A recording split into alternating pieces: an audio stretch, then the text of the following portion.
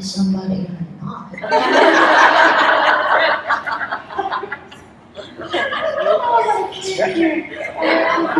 tell us about your Playboys, Ineke. I was going to say, the next question was there a book that inspired you, or influenced you the most? Now, aren't you sorry you asked? All I can look at is Timothy and I go, you are a very lucky man. Yeah, you better say you were. That's good for you. Actually, it was the Lord of the Rings. I'd come back now, or even when I was 20 or so, and I see a lot of things that by then I was going, now wait a minute. A lot of them Diana Wynne Jones wrote too. I put them in the Tough Guide to Fantasyland. And I was a little bitter because I thought of some of those. But at the time, it gripped me. And then there was a female who picked up a sword. I felt betrayed by the ending. And that sat under my skin like a nasty little burr for a long time. But that trilogy, and then it opened the door to fantasy for me. And Tolkien and Robert Howard's Conan books and Michael Moorcock's Elric books, those fantasies taught me a whole universe of ideas that I had not encountered before. And my imagination just took fire from that. For me, it was two influences. Andre Norton's Moon and Three Rings was my introduction to the fact that you can write stories about other places than Earth and other people, even if some of the people have 4 legs. So that was the wonder of this thing. And because the cover illustration on the book that I took out of the library, that was probably the first edition of the Moon and Three Rings, had this alien-looking woman and this really interesting-looking critter. I was convinced that Andre Norton looked like that. You know, that because I didn't understand fantasy as a thing. And so I thought this was the person who would go down the street and buy milk and groceries. Until I actually saw a picture of Andre Norton and realized she could live next door to me, and that was a shock. And now I am the person who lives next door to people and I go, she writes books.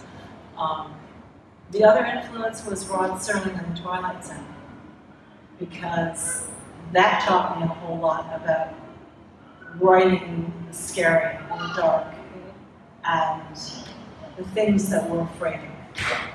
And those, I was very young when I was watching this, so they were quite informative, and some of the plots I still remember because they're scary.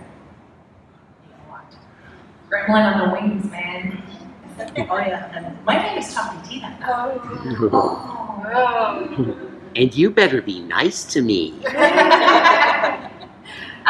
For me, it was probably similar to Ian. It was kind of an amalgamation of things. It was books, it was comics, it was TV shows, it was movies. It was kind of this pantheon of pop culture stuff that I loved that had really interesting female characters, and not necessarily strong in the sense that they had to have the physical traits of a man, like physical strength, or She-Hulk quite love, didn't necessarily have to Hulk smash something, but it would be people like Willow who were strong in their loyalties and their friendships, and characters like that, like Dana Scully, whose strength was in her intelligence and her wit. So it was kind of an amalgamation of all these fictional heroines and characters that I loved, that sort of became like invisible parents in a way, because they raised me to be obsessed with all things pop culture and all things surrounding like badass ladies punching stuff, metaphorically and or otherwise.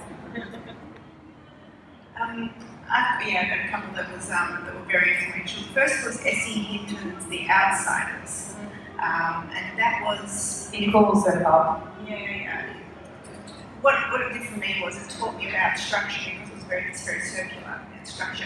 And I remember I was sitting in a beanbag because republishing a lot of fantasy that's been written in the last 100 years, going all the way back to William Morris actually.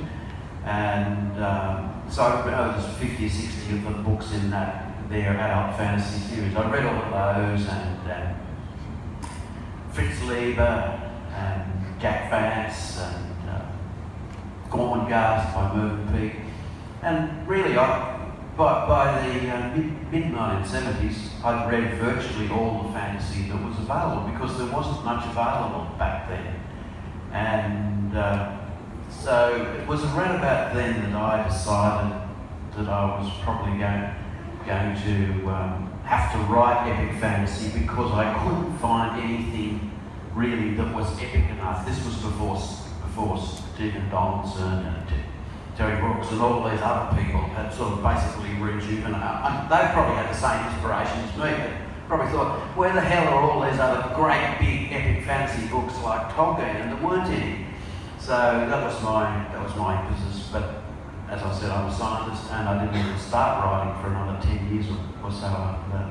But that reading that book over 2 days at Christmas 1972 absolutely transformed my life because I realised it was something I wanted to do that was totally unrelated to the scientific career that I've pursued for the last 40 years.